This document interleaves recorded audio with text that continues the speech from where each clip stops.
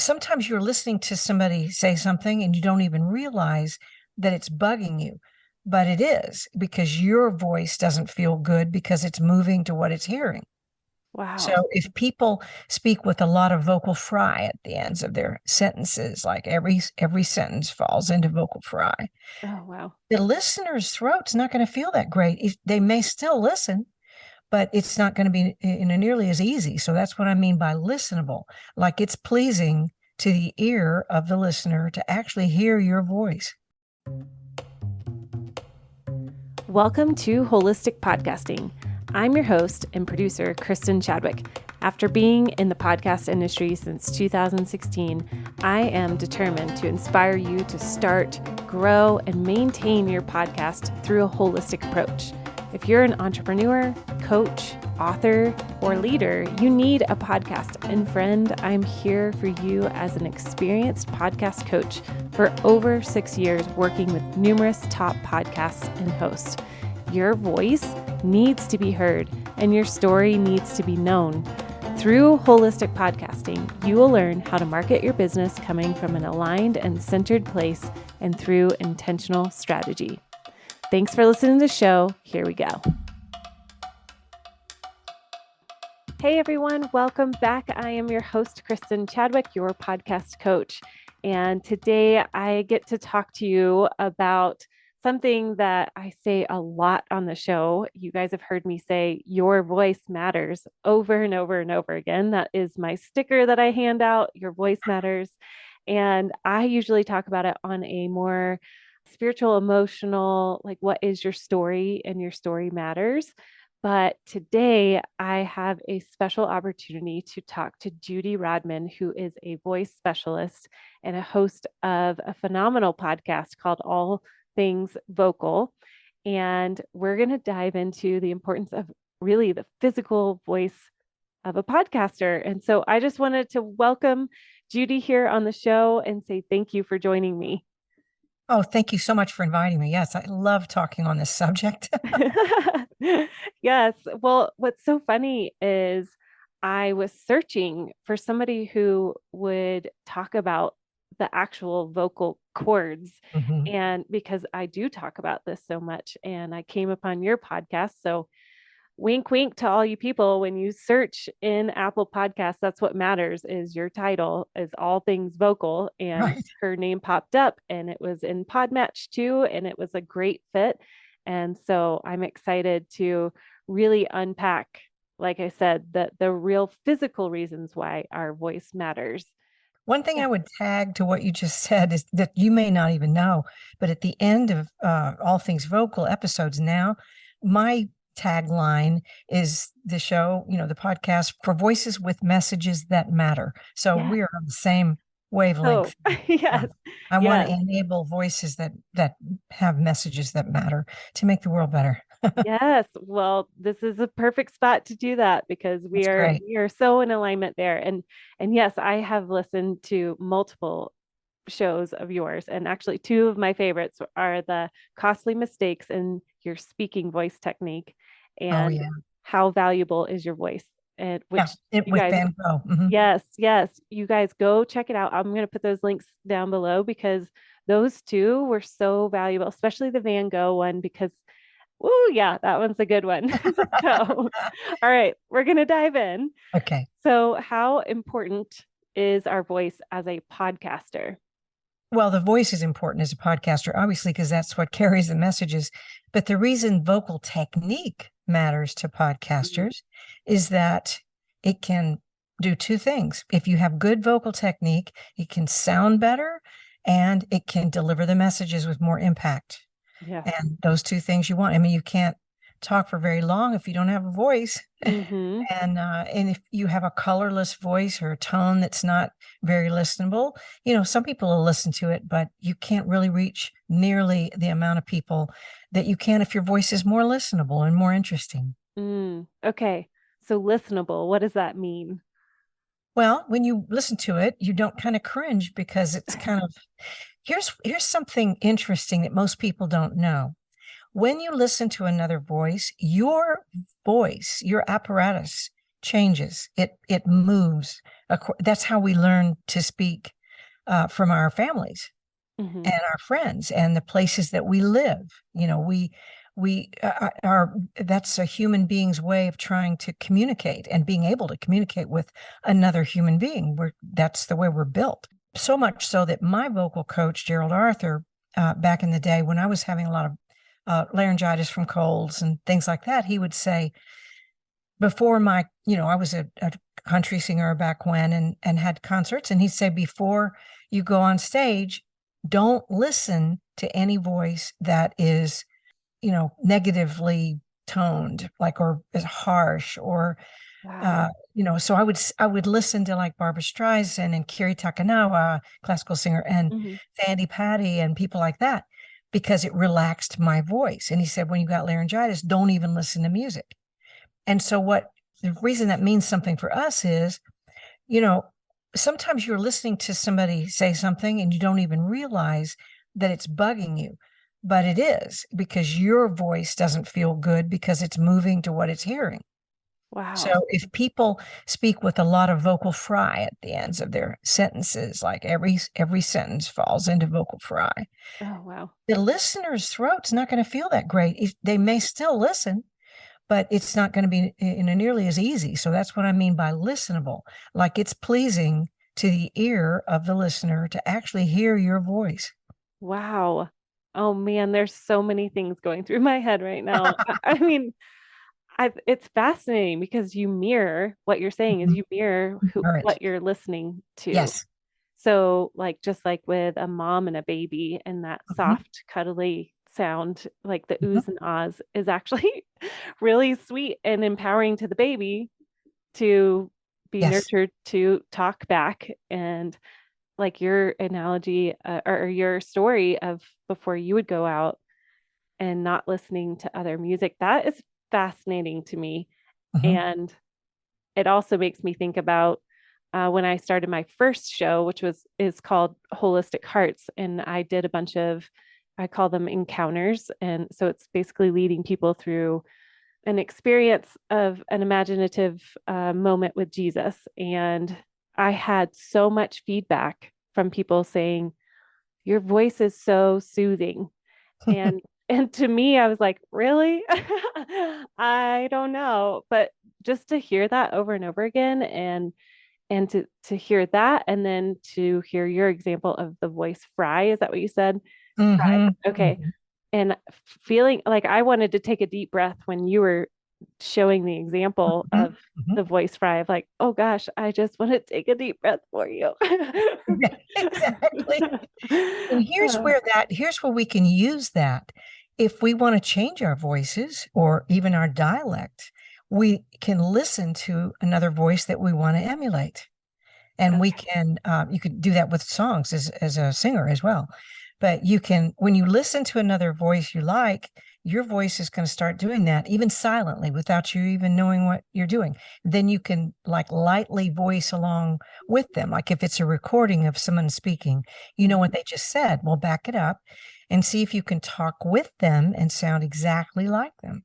Wow, man, it's really fascinating just to even hit on that subject because then I think of when my daughter gets around certain groups of people, she'll Oh, start yeah. talking like certain people, or even myself when I'm around my mom, who is very Georgia Southern, and my accent will start to come Oh, out. mine too.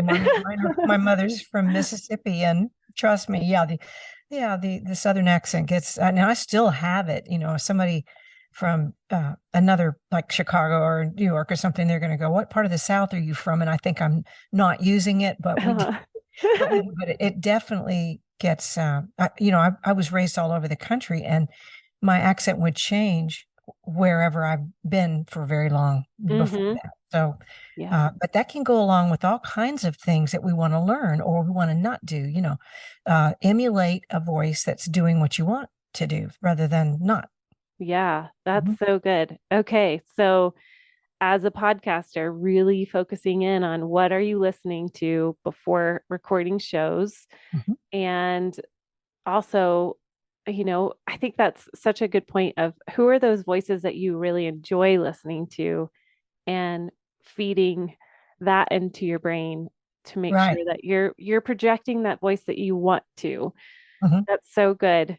Well, because different ways of saying something is going to create totally different messages Mhm. with the same words. I Yeah. have an acting. I'm going to give an acting lesson here. Yes, I would love it. Okay, it's one of my favorite little tricks to teach people how important the tone of their voice and it is, and how important putting together. Uh, you should be talking to someone. Let me back up a little bit here. The reason we have voices is to deliver messages, Mm, not to win a Grammy or an Emmy or a record deal or a whatever, or applause, you know, or even a listener. It's to deliver a message. So the first thing we have to know is, to whom are we talking? mm, And that's not to the webcam here, and it's mhm, not to my mic here. mhm, It's to you behind the webcam. mhm, Now, if it needs to always be to one heart, even if you're looking into a camera that a million people are watching behind it, or you're in a venue, you're speaking, and you're looking at the room full of people, you got to make it to the one heart of the room. And mm, if we're podcasting, then hopefully there's more than one person listening, right? mhm. And in fact, we're time traveling, aren't we? Yes. So you have to speak to one heart, the one heart, composite heart of who we think our listeners are. Mhm, And then the second thing we got to do is, okay, if we successfully get through with what we're saying, what do we get? What's the evidence that we successfully have delivered that message? That's weird when we're recording, mm, okay? Because what we really want is, in acting terms, a response. yes. But of course, you can't see the response when we're podcasting to people that are going to be, in the future Mhm. listening Yes. after we, edit it and all that. So, but you got to keep in mind, what reaction do you want? And it's got to be a physical reaction, because we're not mind readers. So if we ask ourselves, what would the body language or facial language of that person that we're talking to be if they just got what we just said? Hmm. That's going to change the way we pause. That's going to change the tone of voice we use and how confident we use it. That's going to change our volume. That's going to change our phrasing, and even the wording that we use, because we're going to try to get that response. Okay. Mhm. And then, what happens is, the final goal being to get the response from who we're talking to, that goal should tell our voices what to do. So Mm. that's what I'm going to do with this exercise. Okay. Okay. All right. So I call it the aardvark exercise. And the first thing you do is, I'm going to tell you, you're going to use 4 words. Okay. Okay. And if you want to do it and let everybody listen to me take you through it, that would be great. Okay. Okay.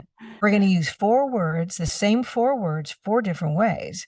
And you're going to be talking to 4 different people, and you're going to be wanting 4 different responses. Okay. Okay. So the first scenario is that the words don't mean anything, and you're not really talking to anybody. And here are the 4 words, and you just say them in that scene. Ready? So the 4 words in all the scenes are, I am an aardvark. All right, say that in the first scene. Okay. I am an aardvark. Very good. Okay. Now, the second scene is, you're like in the playground, and some kid is just, you're younger, and some kid has just called you an aardvark. And it's like the worst insult you can imagine, because aardvarks are so yucky. And so she's just called you an aardvark. So you say the 4 words back to her and get the response you want on her body language. I am an aardvark. Well, you could do that if you wanted to. Yeah, you could do that, and that would be intimidating. But you could also do it this way and go, I am an aardvark. Oh, okay. I was like, Because, okay, how's it going? what does that Okay. make you? Yes. Right? Okay. All right. But that, you were also right. There's 2 different ways to do it. Acting's about making choices, right? Okay. Okay. The third scene is, you're now at the doctor's office, and the nurse just drew your blood, and discovered that you are indeed part aardvark. And you're so thrilled because you were always secretly hoping that your mom or your father was part aardvark because they're so cool. Okay, so talk to the nurse with those same 4 words and get the response you want. I am a aardvark. Yes, yes. And what response would you want to get from her? Yes, you are. Yeah. And you, Yeah. even if she didn't say anything, even if it was nonverbal, you'd Uh-huh. want her to nod her head and kind of celebrate with you in her body language, Yeah. right? Yeah. Yeah. All right. So the last scene here is that you are at the door of the Aardvark Club now, but the doorkeeper won't let you in because Aardvarks are large and in charge, and he doesn't think you are one. Hmm. I am an aardvark. See, now we get it. Yes. And the response you want is for him to turn the knob and let you in, right? Yes. Uh-huh. So by this silly exercise, I want you to see that if you know who you're talking to and you know what response you want to get from them, your voice knows what to do. Mm. But without that connection, especially when we're recording or when we're speaking in a spotlight, Mm-hmm. it's just like deer in the headlights. Yeah. And our voices can either numb out or be sing-songy or do something that's just not really, it's not going to get the response that you want. And like I say, people will listen anyway, but not like they will if you do this, if you get that response that you want from what you're saying. And it'll Yeah. tell you how long to pause, even. That's so valuable as a podcaster to have a vision of who you're talking to and what response you're wanting because wow, when you sit behind the mic and it really is such a lonely, like you Oh, don't yeah, see the response immediately. And to be able to have that picture of what is the response, if they were sitting in the room, what would that response, exactly. what would you want from that response? And wow, that's a valuable tip in itself, just in our tone and how we present ourselves. Well, your body language will change, which Right. changes your voice because it changes the configuration of your throat channel and your Mm, breath and everything. Your body language will be, you know, sometimes you need to know how to change it like on purpose. But even if you don't know how to change it on purpose, that goal will make you change it just to get this tone out that you need to use to get that response. So, yeah. Oh, but it's physical, good. very physical. Yeah, absolutely. I can see that for sure. Just in that exercise on every single one, my body language Right. was Yeah. shifting. I can see you and I saw it, but even if I couldn't see you, I would Uh-huh. know it. Yeah. Oh, so good. Oh, what other tips do you have for us podcasters out here that you wish that we knew? Well, a big one is you need breath management. You need to balance your breath support and breath control and not have to think about it. All right. Yes. The way you can do that, and you also need the second thing, which is you need an open throat channel so that you can make more kinds of sounds and you can have more colors in your crayon box of tone to use, when you are talking. So to accomplish those 2 things, it's really, really simple and very few people know about it. All right. Okay. Move in to your desk so that and move your mic maybe up just a little bit Okay. so that you're not slumped over.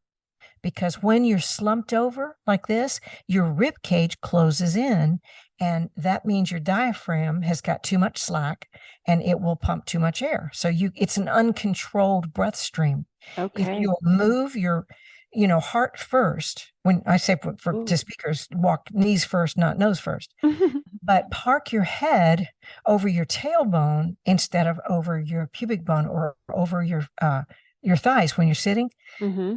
It's position your mic and position your body at your desk in such a way that your upper spine straightens out and your head is balanced over your tailbone.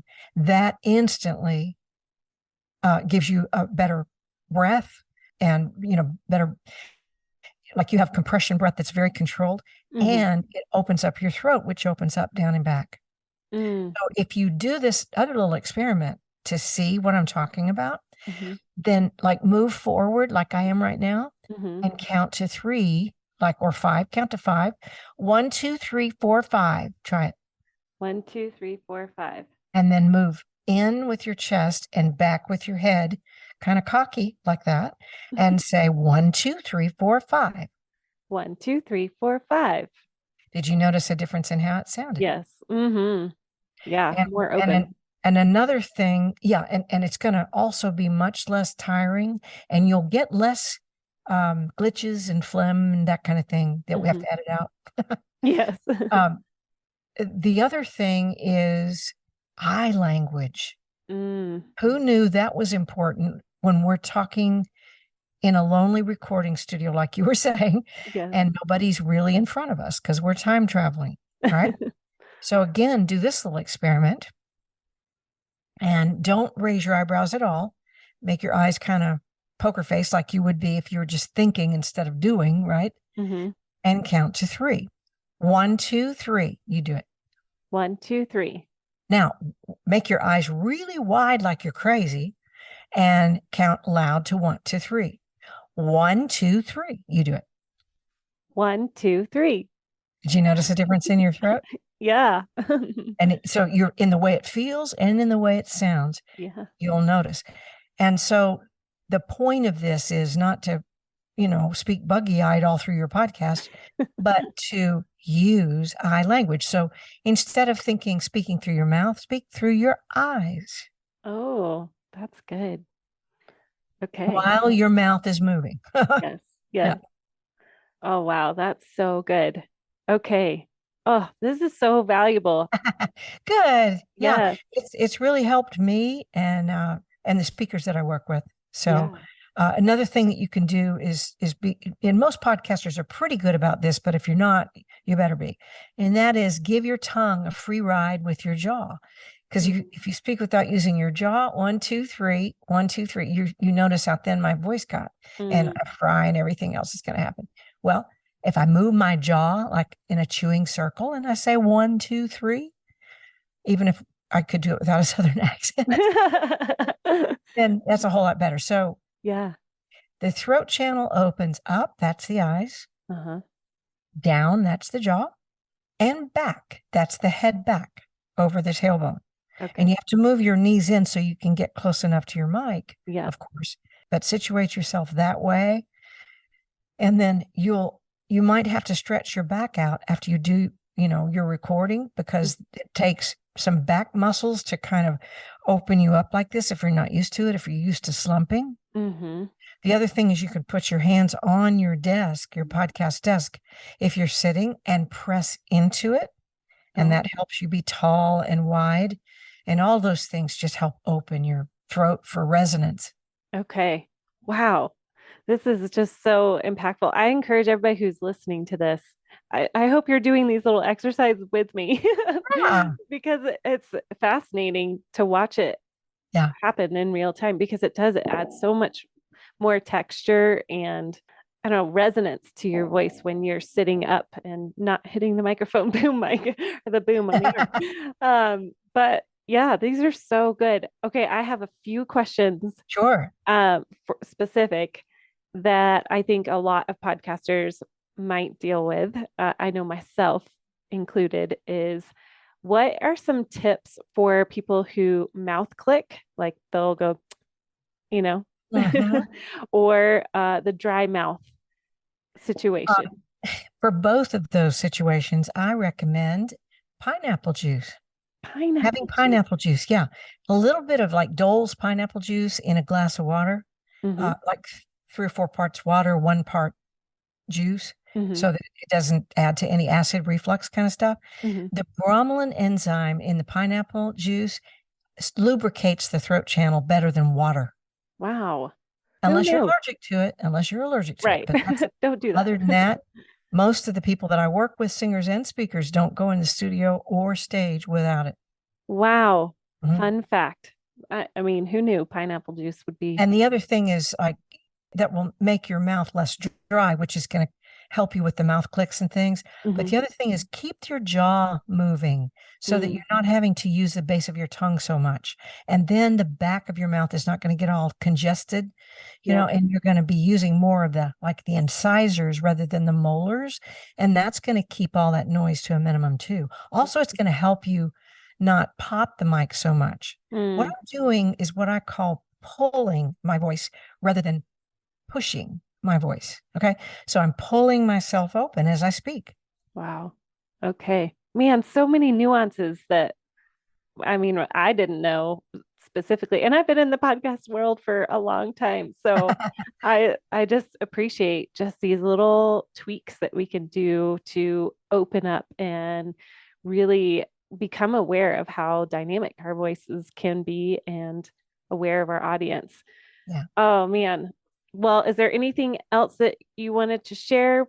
Well, one other way that people can practice, of course, is with tongue tanglers, just like actors do, and other media people do. Yep.